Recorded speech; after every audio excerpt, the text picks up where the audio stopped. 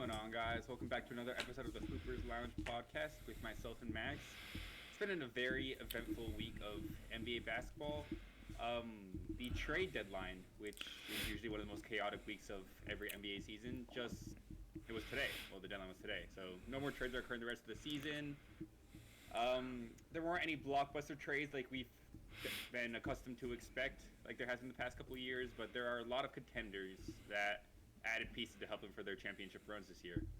Max, what was your favorite trade that came out of the trade deadline today? My favorite trade that came out of the trade deadline today was probably the Pistons sending Bogdanovich and Alec Burks over to the Knicks for some bum rotation players and some picks. I think this helps the Knicks a lot, especially with the injuries they've had recently. I think this will help them stay afloat until some of their better players get back from injury, and that's when they'll really take off. The most underrated trade, in my opinion, is Gordon Hayward going to the Thunder, though. I think this is a huge pickup for them, and a guy who can get you 15 to 20 points, either starting or off the bench. He'll add leadership and experience as well. So I think that's one of the more underrated moves that happened today. Yeah, the Knicks Pistons deal was the Knicks got Bogdanovich and Alec Burks, and the Pistons got Evan Fournier, Malachi Flynn, Quentin Grimes, Ryan Archidiakono, and two second-round picks. That was to be my favorite deal from the deadline, but for the sake of changing things up, I want to shout out the Mavericks landing Daniel Gafford from the Wizards. They need a rim rolling center who can hoard up rebounds, and while Derek Lively has been very good, he's only a rookie, and I don't think you want to count on a rookie in those big playoff crunch time fourth quarter minutes. You want to count on a 5-6 year vet like Daniel Gafford, who's basically does all the same things Derek Lively does. He's got Brick Wall Hall of Fame badge on 2K. He eats up rebounds. He gets crossed up by KD, so as long as they don't face the Suns, it'll be okay. But Gafford's a very good player at a position the Mavericks needed depth at. So I really like that addition for the Mavericks. But I will say, the Knicks getting Bogdanovich pushes them into the upper echelon of East tier teams. That trade makes them legitimate threats in the East. Yeah, they turned R.J. Barrett, Emmanuel Quickly, and Quentin Grimes into Bogdanovich, OG Anunoby, and Alec Burks. Three veteran players that can score the basketball as opposed to three younger players who have been inconsistent. I think that's huge for the Knicks, and that's been the one thing that's been plaguing them is that they struggle to score sometimes in the playoffs when they face the better teams. So get some guys that know how to score with a veteran presence, veteran mindset, and I think that'll help the coach, Coach Thibodeau, who's more of a veteran guy anyway. He always has been, so I think that'll help a lot. Another trade, as I was scrolling through, reading all the trades today, Royce O'Neal to the Suns, very underrated move as well. I think this helps them a lot. Just another 3-and-D guy they can plug in to play with the big three plus Nurkic. Just another guy they can plug and play. If somebody's in foul trouble or if somebody gets hurt, Royce O'Neal's a very good depth piece in the NBA. I mean, O'Neal's one of the great 3-and-D wings that every contending team needs. Doesn't seem like anyone can have enough of those. The Mavericks have been hoarding them. But especially for the Suns, a team that has very low bench presence, getting a solid veteran 3-and-D guy, like you said, will definitely help in the team's playoff minutes when their stars are tired and they need someone that can hold their own out there. Royce O'Neal's a good guy for that. One more trade I wanted to spotlight is the Sixers getting more shooting, presumably to surround Embiid once he gets healthy, by acquiring Buddy Hield. They only had to give up Marcus Morris Jr. for Furkan Korkmaz, who's been assing out for the last 3 years.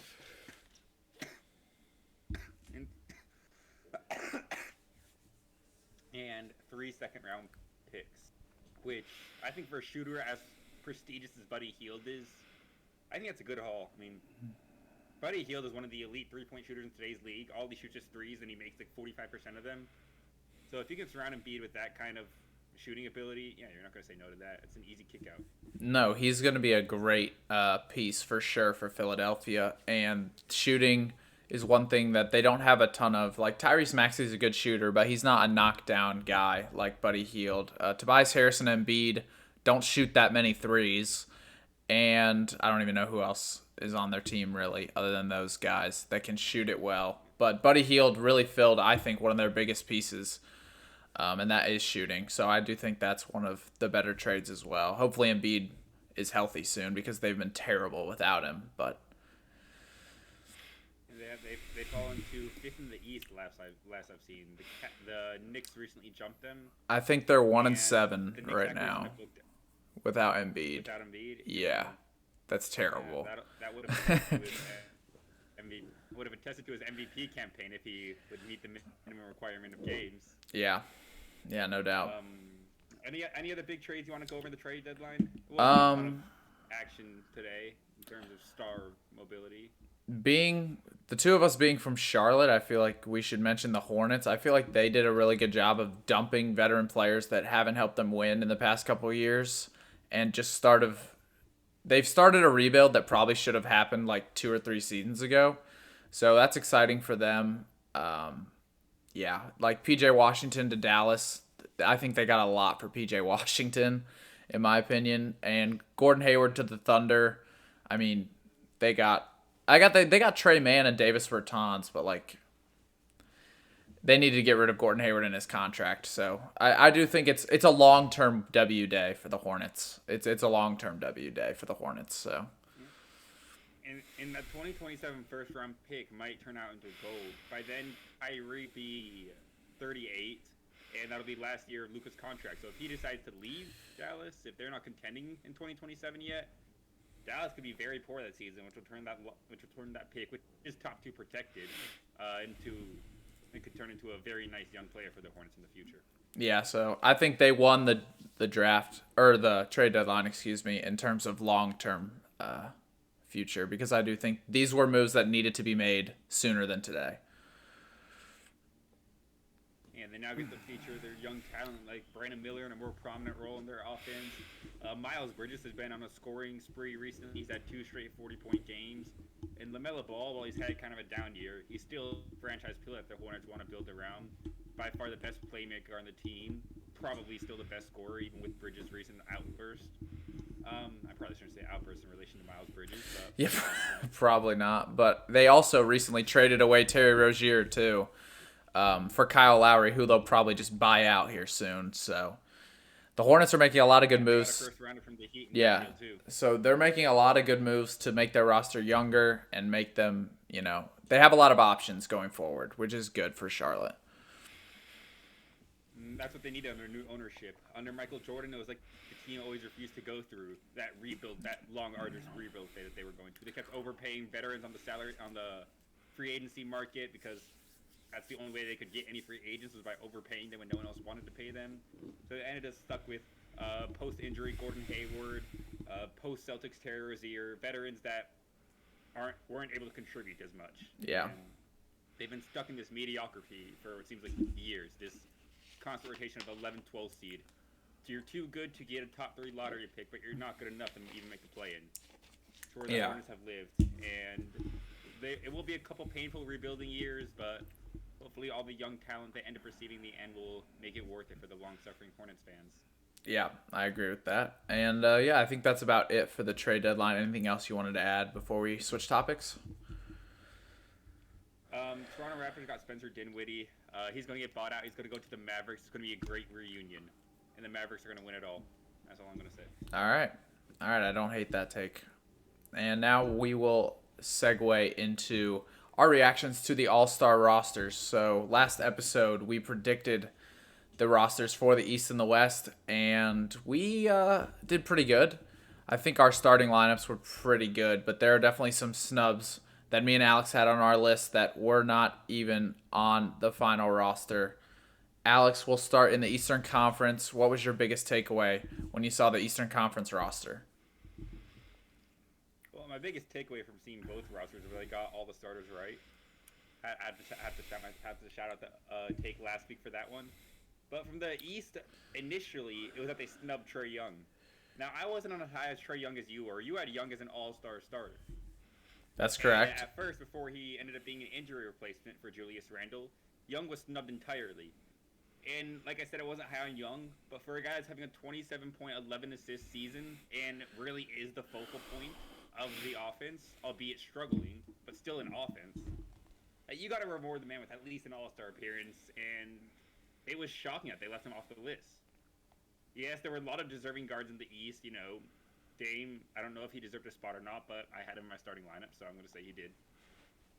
Brunson, Maxey. There were a lot of good guard talent in the East, but still seeing Trey initially snubbed was definitely an eye opener for me. Yeah, I mean, I had him as a starter, like you already mentioned, and I think it was absolute blasphemy that he wasn't included in the final roster. Now, obviously, he's going to get the nod because of the injury to Julius Randle, but still, I mean, no offense to Tyrese Maxey, but I'm taking Trae Young over Tyrese Maxey like 9 times out of 10, probably. And I think he should have gotten that spot over Tyrese Maxey initially. That was my biggest takeaway. Another takeaway is that Scotty Barnes made the All-Star game. Wasn't expecting that, but I'm happy for Scotty. He definitely deserves it this year, being on a terrible team, but still getting recognition. So that was probably my biggest takeaway, other than Trae Young from the Eastern Conference, is that Scotty is getting the recognition he deserves because he is an all-star caliber player in the league.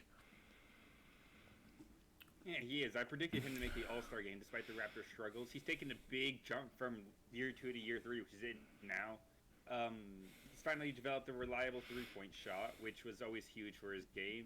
He's a 6'9" forward who can defend all positions 1 through 5, which is huge for any team. And he is the focal point of the Raptors right now. Yes, the Raptors have struggled, but he has been the team. He has been the face of the team this year. You got to reward that with an All-Star appearance. Yeah. And he was an injury replacement for Joel Embiid. He, again, like Trae Young, didn't make it on his own. But it is good to see him get rewarded. Yeah, that seems like the right spot for him. He's not there yet. I think Paolo probably took his spot in the reserves this year. But if Paolo wasn't... Yeah, if Paolo didn't take that leap, I think Scotty would have been in his spot in the reserves. But yeah, I'm happy for Scotty Barnes, like I said earlier. And the Eastern Conference roster looks very, very good. It's a shame Embiid and Randall can't play, but... Yeah, not as good as the West. No. If Curry is coming off the bench, that's how you know the West is absolutely stacked. Yeah, that's a fair point, and I'll get to that later. But yeah, so all right. We can get to it now. Okay, all right. Because how did Domantas Sabonis and De'Aaron Fox both did not make all right. You're going to have the playoff-bound Sacramento Kings, who all are right. currently the 5th seed in a loaded Western Conference. And they have 0 All-Stars. Yes, they have 0 All-Stars. Correct.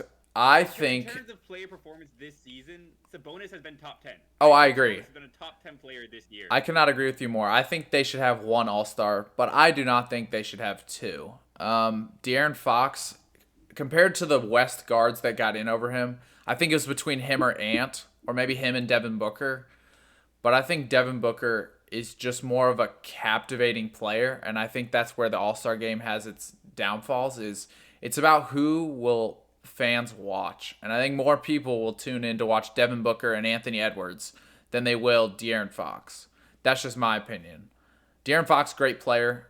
He is on that level, but this is a fan voting he's a very type player too. Fox is one of the fastest players in the league. He has one of the best handles in the league. He can create highlights. He's been on his fair share of no doubt. Fox this season is averaging 27 points, 4 rebounds, and 5 assists.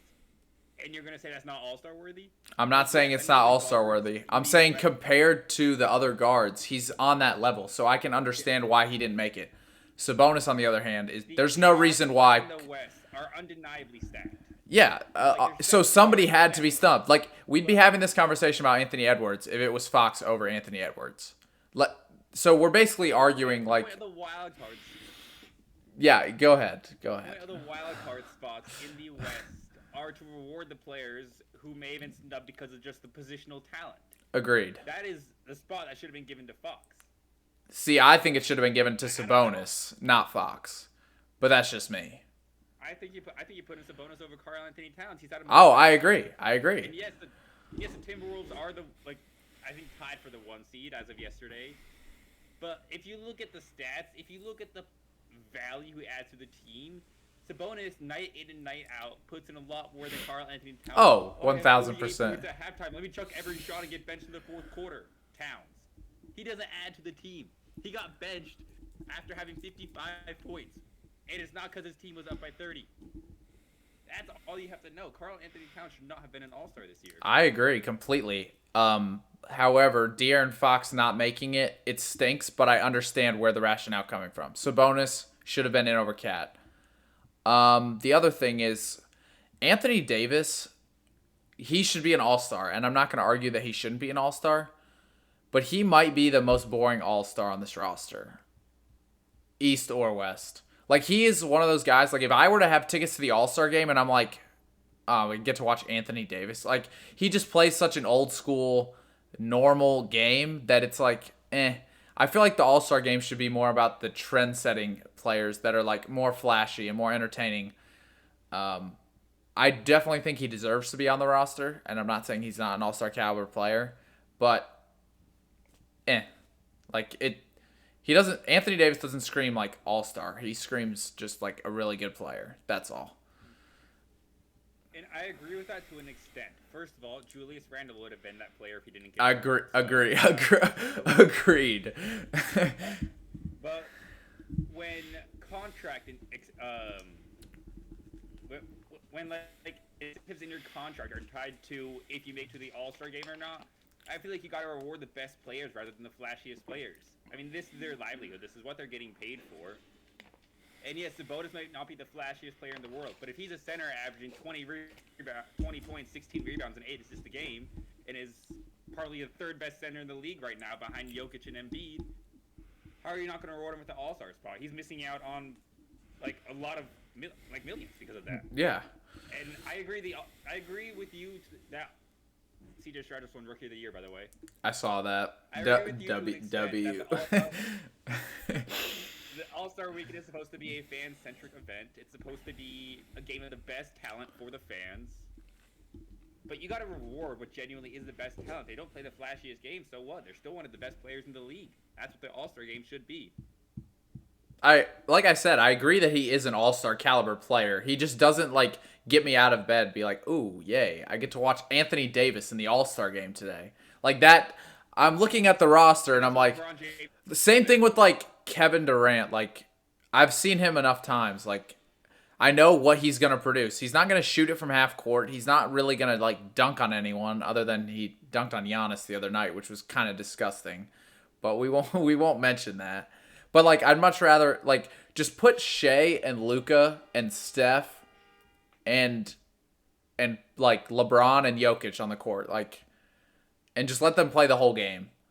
Like, I don't care about the West reserves. I other than Steph, like the West reserves don't do it for me. Anthony Edwards is, yeah, I want to see him play, but Yeah, like the Kawhi, and yeah, they have dogs in the postseason, but none of them are gonna come out and drop 65 points in the All-Star game, other than like Steph or Anthony Edwards. Like, That's why you're watching the All-Star game, to watch them drop 65 Yes. and there's no defense being played? yes.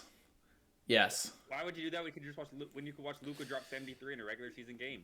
Well, Or he, Cat drop 62 and get yeah. benched all through the entire yeah, season. true, but they were playing like really bummy teams, so. Yeah, but 65 and Bobby teams are better than a team that plays no defense. No. The All-Star game has had more defense than some of these teams put out on an NBA court, and you know that. Okay. And you know that. That is a fact, especially in the fourth quarter. Especially in the fourth quarter. That's disrespectful as fuck. But at the same time, you're not exactly wrong. I'm not. Like, This is the worst part about it. yeah, like the Eastern Conference, like Bam Adebayo, same thing. He's the Anthony Davis of the Eastern Conference. Unless he blocks 15 shots, I'm not going to be interested in what he does in the All-Star game. Like, no offense. I'm interested to see what he does in the playoffs, but not now. So, Yeah, but it doesn't. But you got to reward the best players. Who would you No, replace, I agree, but Bam Adebayo with? Wash Blake Griffin because he used to be in the league. no. Like, No. Like, if you're looking for a highlight, Just like, off the top of my make head, like highlights. centers I would rather see other than Bam out of the Eastern Conference, Porzingis, that's one. Let's see. I'll give you that. I also think Porzingis is an all-star snub. Let's see. I don't know if I'd put him over, but Porzingis had a year. Jared Allen's like the same exact player as Bam, so I'm not really gonna say Jared Allen. Porzingis. Who else is there? Miles Turner is more exciting to me than Bam in an all-star setting, just because he can shoot. What does Miles Turner do? Bam Adebayo can He shoot shoot. mid-ranges. Okay, I guess Bam can dribble. Bam brings the ball up the court, so I guess. Yeah, but you just said there's no defense. You just said there's no defense. But he can provide the little bit of defense there is. If he knows he's only there, All he's a right, good all defender. right, sure. What do you think Rudy Gobert does in the All-Star game? Nothing. That's why he's not in the All-Star game this year. They rewarded the fans by removing Rudy Gobert from the All-Star game this year. Yeah, he was boring, and he got like eight minutes in a full game. He got like 8 minutes because he's boring. He provided rim protection for those 8 minutes. Nobody likes rim protection in a game that's supposed to be. The final score of this game is supposed to be 250 to 251. That's the final score it's supposed to be. Okay, we want like 3 players from each team going for 50 plus points. Instead, we fill like a third of these rosters with guys that aren't gonna try or guys that are defensive heavy players, if that makes sense. You gotta reward the best players. I agree. The Being an all-star is an honor that the best players should be rewarded with. But I think in terms of fan value, they need more. Maybe make the rosters bigger, and that'll solve all of my problems with the all-star game. It would. They only have, what, 12 players a team? Yeah. 13. Give us one more spot per conference. Hell, up it to 15. Give us 6 extra players. Like, why not? Also, if 30 players a season are making the All-Star game, it takes some of the credibility. It takes some of the yeah, that's also true. like prestige away from being selected as an All-Star. There's always going to be people that are snubbed, though. And also, shout out Jaylen Brown for joining the dunk contest. I appreciate that. They desperately need some higher caliber players in the dunk contest, and I think Jaylen Brown can put on a show.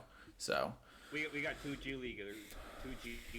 Mac McClung coming to return his title, and a guy that I know from 2K, but he's yeah, I can't remember his name. Yeah, I don't know who it is either. But Jaylen Brown, I think he's gonna put on a show, and I'm glad he is not scared of the dunk contest like some players are. Agreed, but McClung is winning. McClung's going back to back. Oh yeah, bro's nuts. The only reason he's in the league is because of his highlight dunk montage. Oh yeah, because he sells teams' jerseys. That's why he's on a roster. Yeah, because he's the most elite white boy dunker I've ever seen, except for Jordan Kilgannon. Yeah, but no one's ever heard of that guy. So Mac McClung, hooray! All right. This is on to our conference finals predictions. Now that we're approaching the All-Star break, trade deadlines passed. We've seen these teams perform for about half a season. So, after seeing them for half a season, who do you think will be the last 2 teams standing in the Eastern Conference? Celtics Bucks. Your turn. Celtics Knicks. You're not even putting your own team in the conference finals. I know. And I will explain my reasoning. Okay, I'm listening. The Bucks, I thought the Damian Lillard trade was going to be a needle breaker, and to a certain extent it has. But coaching is such a massive issue. Adrian Griffin lost the locker room within 2 months of the regular season starting. The locker room is not together right now. Our team chemistry is very poor. And rather than riding it out and maybe worrying about, okay, who's going to coach our team after this season's over, we fired him mid-season. And we get Doc Rivers, a coach that has had notorious playoff failures. His entire career is riding off the one ring he won in 2008 with the Boston Celtics. Other than that, he's failed the Lob City Clippers. He's failed with the Embiid Sixers. He's failed with I'm forgetting one team. I know he's been on another team besides the Sixers and Clippers, but point is he's failed at every stop he's gone to. He was an ESPN analyst to start the season because no one wanted to hire him. And now he's expected to take this team and win a championship with them. I'm not seeing the vision. If you want to fire Griffin after the season and then hire Rivers, yes, but to implement a whole new coaching system mid-season has almost never worked out. The one exception I can think of is in 2016 where the Cavs fired David Blatt and hired Tyronn Lue. They, as we know, went on to come down from 31 and beat the Warriors that season. That's the only time I can think of where a mid-season coaching change actually benefited a team. There's so much Doc Rivers needs to learn about Milwaukee in a very short time if he wants to contend for a championship, and I don't think it's happening this year. Next year, once the players are more acclimated into Doc Rivers' system, maybe I'll see the vision. right now, I really don't see it. Firing a coach midseason never goes well, and I think that's going to cost the Bucks dearly in the playoffs. And like I said earlier, I am super high on the Knicks. Brunson is an all NBA guard this year. He has been playing out of his mind. Randall, great second option. Anunoby, assuming he's able to recover from his injury quickly and efficiently, great 3-and-D wing. Arguably, maybe the best 3-and-D wing in the league. And then they go and get another scorer in Bogdanovic. The Knicks are loaded. Their issue the past couple of seasons in the playoffs have been an ability to put the ball in the basket. We've seen a lot of playoff struggles from Julius Randle. Brunson had a couple of good games, got them to the second round, but then they were kind of light work. They weren't really that difficult to dispatch. With this scoring talent in Bogdanovic that they added, as well as Anunoby, this offense is not going to crater when the playoff comes. It's going to rise up to the occasion, and I think the Knicks are going to go very, very far. I even think they're going to push the Celtics in the Eastern Conference Finals. All right, I'm not going to sit here and disagree with your take because I do think the Bucks season has not gone the way that a lot of people envisioned it. With the Embiid injury and the trades the Knicks have made over the last month, they have obviously catapulted themselves into finals contenders, in my opinion.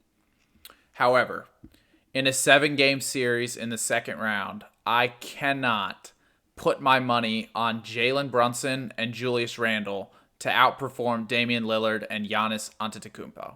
I can't do that. I can't do that. You're not putting your money on Brunson and Randle. You're putting your money against Doc Rivers. Yeah. That way. Yeah, and I think Doc Rivers can be canceled. I can cancel out Doc Rivers with the amount of talent that I know is on the Milwaukee team. When you say the Knicks are loaded, if you think the Knicks are loaded, the Bucks are more talented all around, in my opinion, than the Knicks. That's just where I am. I think at center, Brook Lopez, one of the more underrated centers in the league. Very good. Malik Beasley and Chris Middleton, do not sleep on them. They can score too. And Giannis has won a championship before. Middleton has won a championship before. Nobody on this Knicks roster other than OG Anunoby, who I don't even know if he was on that Raptors team that won a championship, has won a championship, I'm pretty sure. I don't think anyone else has won a championship other than OG Anunoby, who definitely was not like a rotational piece that year. Definitely not. So experience leans heavily in the Bucks' favor, and I think talent slightly leads in the Bucks' favor. So if they were to meet in a matchup to face the Celtics in the Eastern Conference Finals, I would heavily place my money on the Bucks. But Doc Rivers is a wild card. I'll give you that. And the Knicks are very talented. Don't sleep on Philadelphia. When Embiid gets back, I still think they're better than the Knicks right now because we need to see how the Knicks team gels with all these new pieces, and they need to get healthy. But I still think the Sixers are the third best team in the East behind the Celtics and the Bucks when Embiid's healthy. So the Knicks, I think, would have to play like their best basketball this season to make the Eastern Conference Finals. One quick wild card team I want to throw out there. The Cavs have quietly risen up to second place in the East. Yeah. They've won like 15 of their last 17 games. Them and the New York Knicks are the two hottest teams in the league right now. Do you think the Cavs are going to stand any chance in the second round against the upper echelon of these teams? I think they're right on that level with the New York Knicks right now. I think the Knicks, once they start to gel, could even be better than Cleveland. Cleveland's calling card right now is defense. And I think in the regular season, when you're playing against teams that have less talent than you can rely on defense. But going up against teams in the Eastern Conference that have multiple All-Stars, you need some firepower on offense. And I think that will eventually catch up to Cleveland in the second, maybe even the conference finals if they make it that far. Because you're looking at Boston, who has 2 All-Stars plus some. Milwaukee, 2 All-Stars. Philadelphia, 2 All-Stars. New York Knicks, 2 All-Stars. The Cavs only have 1 All-Star. I think that will matter come playoff time. And I think that's maybe why Cleveland will not go as far as maybe they had hoped. They're on an amazing run right now, but I think that lack of firepower on offense will come back to bite them. Yeah, I agree with that. I mean, Donovan Mitchell's a good enough scorer. He's shown the ability to carry a team scoring load in the playoffs. But when it gets down to that elite competition, I think you're right. I don't think Cleveland's going to have enough firepower. They are right there, though. If they get one more solid scoring piece to add to their rotation, I think that'll put them right there as an East contender. Let's move on to the Western Conference. What two teams do you got coming out of there? So the West is a lot harder based on my no analysis that I gave for Celtics Bucks. I think it's a lot harder. There's like 5 teams that I could, maybe 6 teams that I could see making the conference finals out of 10 that make the playoffs. So I think this is going to be hard. I'm going to take Denver because they're the defending champions, and I don't see them losing in the first 2 rounds. So I'm going to take Denver as one. And then I'm taking the Clippers. I think they have the best all-around roster of any of the other teams. I was between them and Phoenix, but I think I'm going to give the edge to the Clippers just because of Kawhi. He's, in my opinion, the best player on either the Clippers or the Suns. I would take Kawhi over anybody else out of those guys right now. And I think Ty Lue is also one of the best coaches in the NBA, so I'll take him too. And I'll take the Clippers and the Nuggets in the conference finals. But this one, the 6 teams I was thinking of off my head are Thunder, Timberwolves, Mavericks, Suns, Clippers, Nuggets. Those 6 teams, I could see any of them making the conference finals. Yeah, the West is absolutely vaunted. If we think the East is good, the West is even better in terms of team talent and individual talent. One thing I will say, I don't think the Nuggets are making to the Western Conference Finals. A defending champion has not made the Western Conference Finals since the KD Warriors.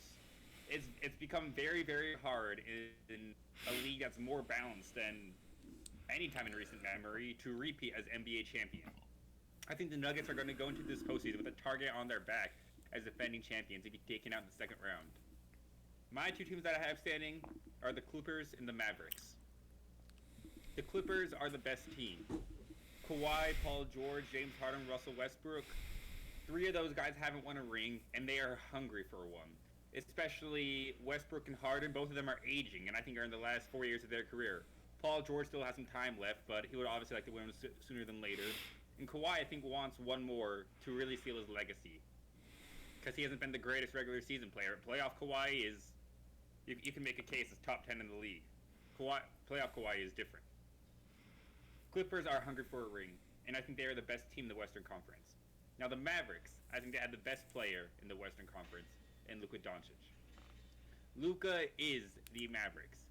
He is my pick for MVP as of right now. When he plays, Dallas can be anyone. When he sits, I go through Mavericks box scores very often because Luka very regularly puts up outrageous numbers and they're fun to look at. But when Luka doesn't play, the Mavericks team is struggling to score 90 points. They are nothing without him. It's been Luka carrying a squad of scrubs and a Kyrie who plays half of the games this year. And yet they are 28 and 23 and sitting 8th in the Western Conference, which for a team that missed the playoffs last year, I'd say is a great improvement. Luka's numbers are unreal, and we've seen him have the ability to turn it on under the bright lights when it matters. He has led the Mavericks on a couple deep playoff runs already with a scrub team. I think after this postseason, Luka will be the clear-cut best player in the league as he carries Dallas to the Western Conference Finals. Wow. Okay, so you said he's the best player in the Western Conference, and I think that's a little disrespectful to the guy who almost won 3 MVPs in a row. Jokic is incredible, but Luka is the team. I will agree with you that if Luka takes his team, than Jokic, I will say that. that's iffy for me. Jokic and Luka are probably the 2 best players in the league right now, hands down. The only difference is we've seen Jokic carry a team with no All-Stars to an NBA championship. Luka has another All-Star caliber player on his team. Jamal Murray is an All-Star caliber player, but he's never made the roster in his career, so I'm not going to count him as an All-Star. Whereas Kyrie has been an All-Star before. So what Jokic did last year, I think Luka needs that type of run. In order to pass Jokic as best player in the league, they need to make the finals, not just the conference finals. He needs to get over that hump and win the Western Conference. if Dallas beats Denver, which I am predicting is going to happen, you don't put Luka above Jokic. If Dallas beats Denver, it depends how they play. It depends if Dallas beats Denver because Nikola Jokic gets hurt halfway through Game 3, then I don't think that's fair. If Dallas beats Denver in 7 games in triple overtime because Kyrie Irving went off and Jamal Murray sucked, I don't think that's fair. There's scenarios where Dallas could beat Denver and Jokic could still be the best player in that series. That's my opinion, and obviously it could play out differently. Maybe Luka just absolutely destroys them and sweeps them. Who knows? Like, long way away from that. But the Luka best player in the league debate, he needs a little bit more than I think a good playoff run. He needs a memorable playoff run, and I don't think he has the pieces around him right now to do that against this stacked of a Western Conference. He does have the pieces around him, but I think Luka is one of the on a very short list of players who can overcome that lack of talent around him and still carry his team. I mean, 2 years ago he carried a Mavericks team with no other All-Stars to the Western Conference Finals, where they lost to the Warriors. But he has shown the ability to be able to carry a team and do it with great success. If he has the ball in his hands, he is the biggest threat on the court. Yeah, I mean, you're not wrong, but it's still, I would rather, Luka will not beat a great team. Luka needs help, and we've seen that before. Luka can beat average to slightly above average teams. He's 24, 25. He's not even in the peak yet. Yeah, he needs to have a young player, but with Kyrie next to him as a second option to take off the scoring load, as long as he's healthy and plays, I think that's all the talent he needed. He just needed a sidekick. He has the 3-and-D defenders around him that he needs, especially with the trade for P.J. Washington. He has a rim rolling center in Derek Lively, and they just got another one in Gafford. He doesn't need all-stars around him. He just needs players that fit his archetype and help him do what he does best, which is get into space and get to his spots. Interesting. Yeah, I think offense wins games, defense wins championships. Don't forget that. Luka and Kyrie might be one of the worst defensive backcourts in the league. And they could get exposed by guys like the Clippers who know how to draw fouls, too. James Harden, in particular. One of the best players ever in drawing fouls. I mean, right now, though... And I agree, which is why I had the Clippers coming out of the West over the Mavericks. I think the Clippers... Right now, though, if the season were to end today, the Thunder, as the 1 seed, would be matched up against Luka Doncic and the Mavericks. Talk about a terrible matchup for the number 1 seed to match up against Luka. And not only that, look at the West standings. Who else would you want? The Kings? The Lakers? The Pelicans? Like, I think 7th. Yeah, like...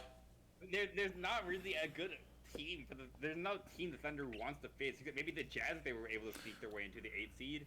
But it seems like 1 through 9 are all teams that you don't want to face. You never want to face LeBron in the playoffs. That's the worst thing you want to do.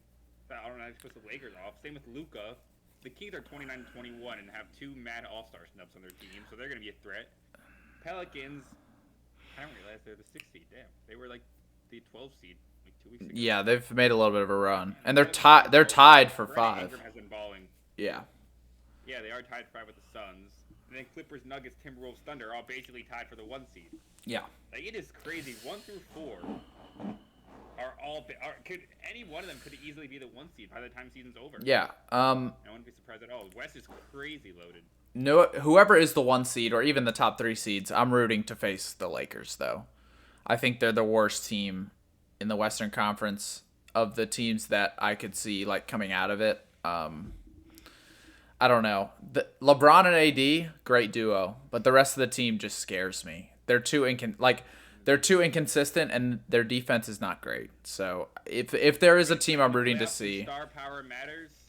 LeBron and AD are one of the best duos in the league. If not, I agree with that. So that could always make a difference when playoff time comes. Yeah. The star power. But I've got Nuggets, Clippers. The Western Conference is so good. And then you have I'm gonna be a bandwagon here, but then you have the Warriors who have won 4 games in a row, and if they get hot, they can beat half the teams above them in a 7-game series. No doubt in my mind. We'll agree to disagree on that. I think that's a debate for another. That's a debate for another Yeah, episode. I think they could, but we'll save that for another episode, and we will get to crunch Who time. do you, hold on, you got to say who you got coming out of the finals. Oh, Making it from your picks. I'm going Bucks Clippers. I've been saying it all year. You got Milwaukee in the finals. When Dame and Giannis click, they're gonna be You got more a menace than I do. to society. When Dame and Giannis start clicking, they're gonna be a menace to society. That's all I know. But any process they had of clicking was over when they fired the coach. Hey, trust the process, bro. Just trust, okay? I'm gonna trust Giannis over Tatum in a 7-game series. That's just me. And then the Clippers, like you said, it's hard to repeat, especially in a loaded West. So I'll go with the Clippers because I think they're more well-rounded. And Ty Lue is an amazing coach. I think he's might be the most underrated coach in the NBA. The guy's insane. I agree with you on that. So I'll Clippers Celtics, two best teams in the league this year, and I think it's going to be a very interesting playoff regardless of what happens. Oh, It's one of the 1,000%. more open NBA seasons we've seen in a long time. I agree with that. All right, crunch time. Little blind ranking. Some blind rankings, little blind ranking action. Yeah, We're gonna to go over these in a minute. finish the episode today, we're going to do a blind ranking of 10 players, something that you guys have seen a lot of. Alex, would you like to go first or second? I'll go second. I'll let you set the bar first. All right, that's a mistake. You do not want to let this kid set the bar right now. I think I fell. You set in the bar recently. Okay. Your recent performances have not given me a ton of confidence in your picks, but It's okay. whenever you're ready. Yeah, I mean, I'm ready. I'm going to write them down, but I'm ready. All right. Player number 1, Taylor Horton Tucker. 9. He's on the Jazz now. 9. Although this website says he's on the Lakers still. He's not. He's been on the Jazz for like a year and a half now, but Yeah, it still has player number 2 on the Golden State Warriors, even though he isn't there anymore. Kelly Oubre Jr. ooh, we'll go 8. I feel like he's had a better season than he has recently with the Sixers. So we'll throw Oubre in at 8. He also got hit by a car this season. He did. He's fine though. I think he's playing. Yeah, he did. Yeah, he's playing right now. He's missed about a month and a half and came back. Like the dog he is. It's crazy. Absolute unit. All right. Third player on this list, Duncan Robinson. Duncan Robinson, one of the best shooters in the league. We'll put him at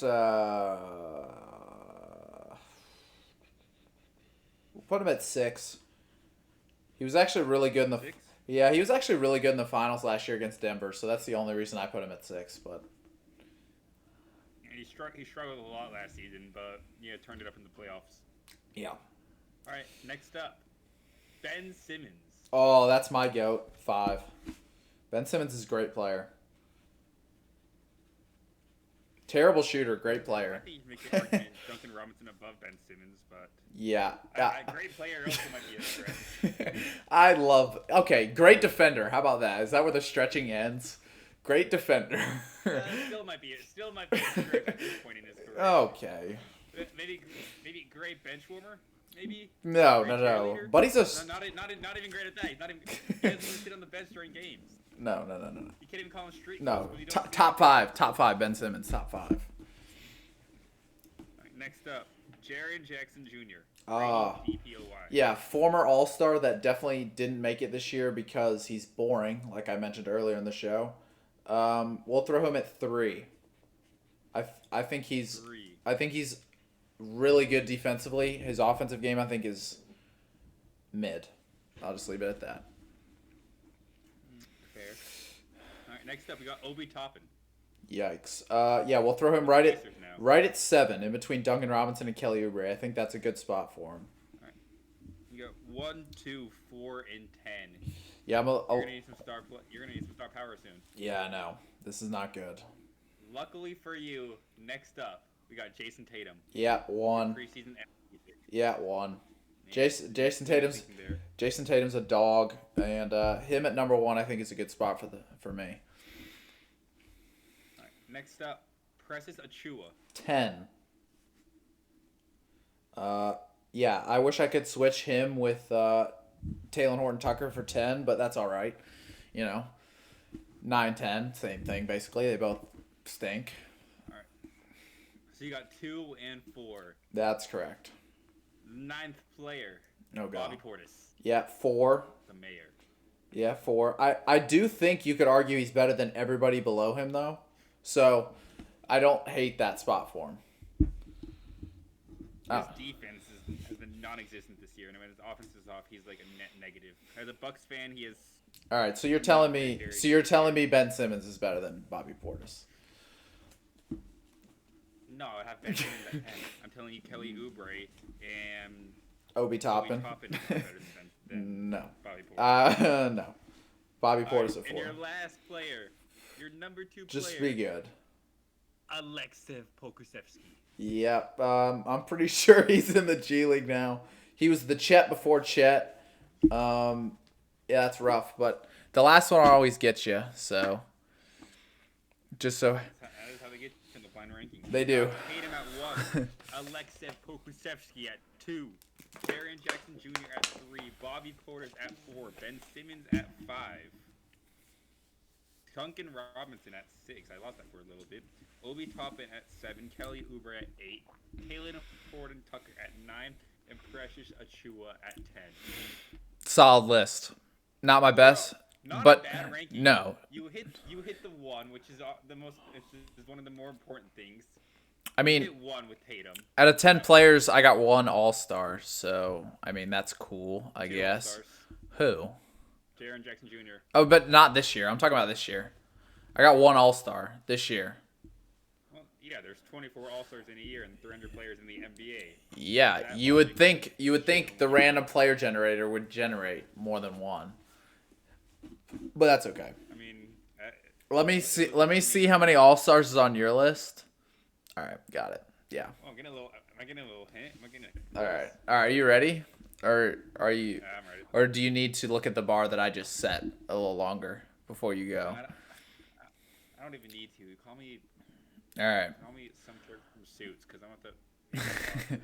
I don't know. All right. Number 1, Evan Mobley. One of the best defenders in the league. Offensive game has stagnated a little bit, but he's right on the cusp of All-Star in the East. I'm gonna put him at 3. I think he's on the same tier of players as I think he's on the same tier of player as Jaren Jackson Jr. I agree with that, and you're gonna hate yourself for putting him at 3 with the list that I'm about to give you. But that's all I have to say. All right, next up, Justice Winslow. Who does he play for now? I feel like he plays for Portland, but I don't know. maybe Memphis. Yeah, 10. Okay, yeah, yep. I like that. All right, next up, Christian Wood. He's on the Lakers, right? Yeah, he's on the Lakers. He at least gets minutes, unlike Justice Winslow. I'm gonna put him at 8. I feel like I'm gonna get a player in between Wood and Winslow. Yeah, I think you're gonna get a player in between them too, but it won't be this guy, Jimmy Butler. Above below Mobley. Yo, don't even think about this. Stop that. No. The thing is, while Butler's better than Mobley, am I gonna get 2 players better than Butler? Because then I'll be okay sacrificing him at 4. Then it won't be a bad. I'll be okay making a sacrifice. Interesting. You know what? Let's get a little calculator here. Let's put him at 4. Oh no, he's a better, but because I'm hoping that there's He's 4 overthinking it. players on this list. He's I'd overthinking it. I'd rather Butler get snubbed than one of them. He's fumbled. Next up, J-Dub. Jalen Williams, Rookie of the Year runner-up from the Oklahoma. Yeah. Thunder. This has been a good list so far. The fact that J-Dub, I'm gonna put him at 6. Oh God. That low is. Oh God. This is a good list. Oh no. He's crumbling. His reactions. I still got one.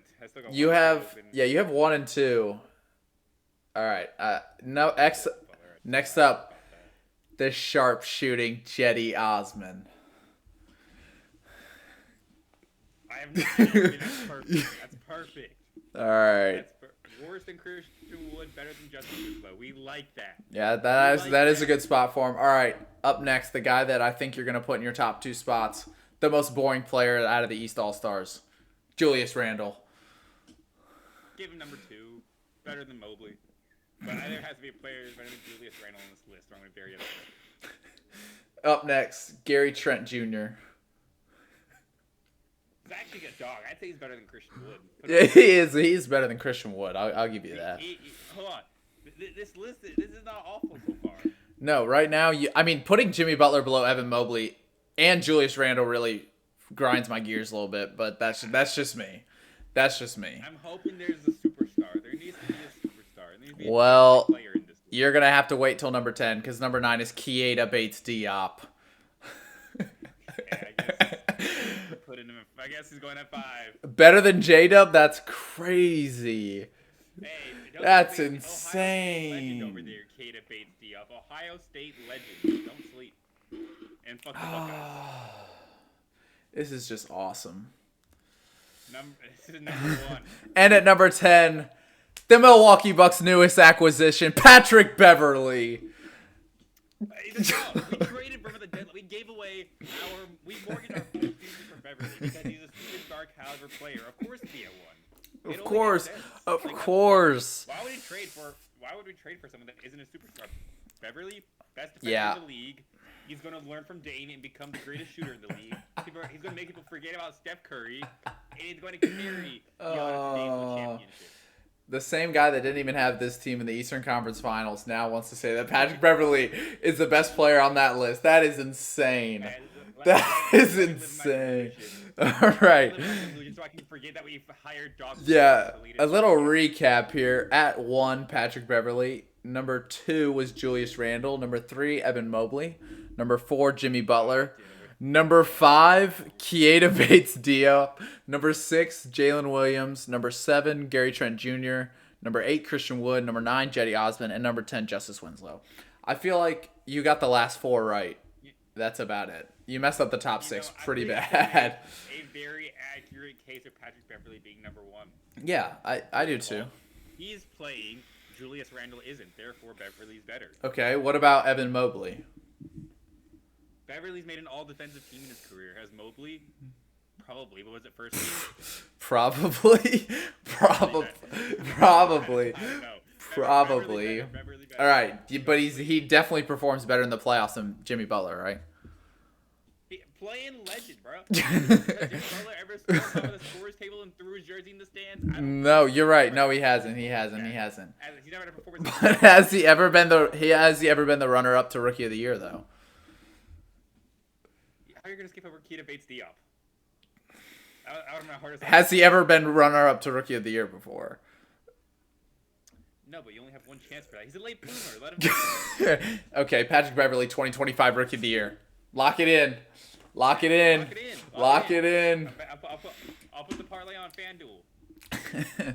All right, that does it for today's episode of the Hoopers Lounge. Next time on the Hoopers Lounge, we will be discussing our top 10 most clutch bucket getters of all time. So make sure you tune in for that.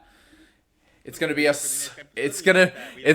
a spicy episode with probably 1 or 2 debates guaranteed.